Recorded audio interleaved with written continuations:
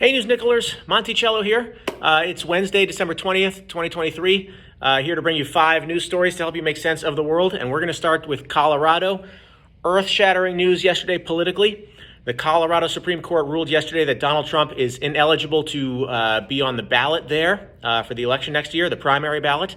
The Colorado Supreme Court basically ruled that Trump engaged in an insurrection, and therefore that he violated the 14th Amendment to the Constitution, making him ineligible to be on the ballot. He's already said he's going to appeal to the United States Supreme Court.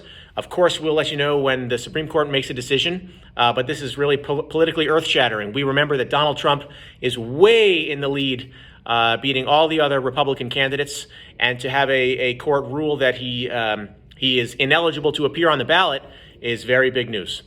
Okay. Donald Trump's language. Remember in a previous News Nickel episode, we talked about how he used language that the Nazis used. He has been criticized for that. Basically, people called him out on using language that Hitler used.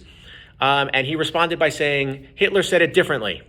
My feeling is, if you've just been called out by speaking like, one of the worst humans in the history of the earth, and your response is that, no, he said it differently, then maybe the problem isn't how you're saying it, but the it you're saying in the first place.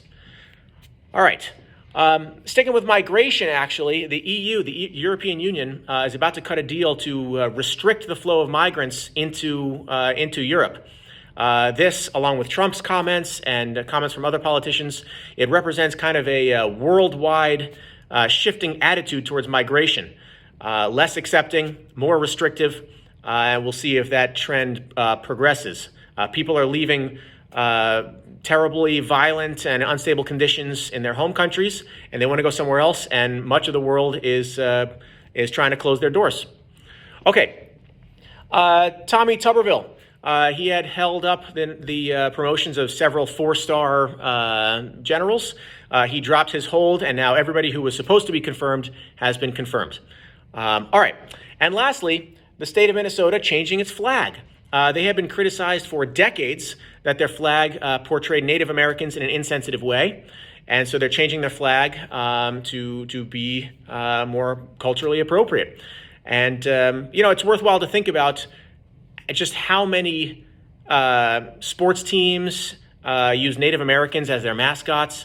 And we don't really think about this, but basically the United States for a long time has exploited Native American imagery and culture in a way that I think many people would find inappropriate.